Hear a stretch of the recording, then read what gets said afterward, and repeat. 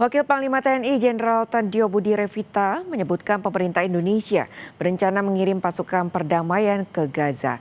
Namun Tandio bilang jumlah pasti pasukan yang dikirim masih menunggu hasil perundingan akhir Februari 2026.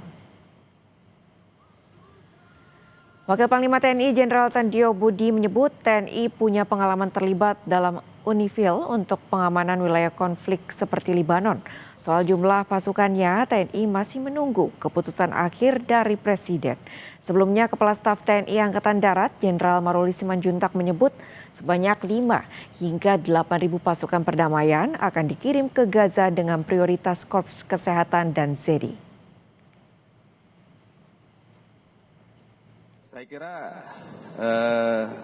kita sudah punya pengalaman ya. Ada UNIFIL yang pernah ke sana, satuan-satuan yang pernah dikirim ke sana inilah nanti akan kita rekrut. Jadi bukan satuan-satuan yang belum pernah tugas ke sana. Kita kalau tidak salah sudah mengirimkan dari tahun 2008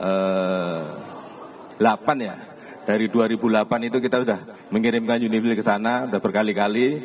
Dan orang-orang inilah nanti akan kita kirim ke sana. Tentunya dia mempunyai pengalaman dari sisi medan dan bagaimana dia berkomunikasi dengan masyarakat di sana.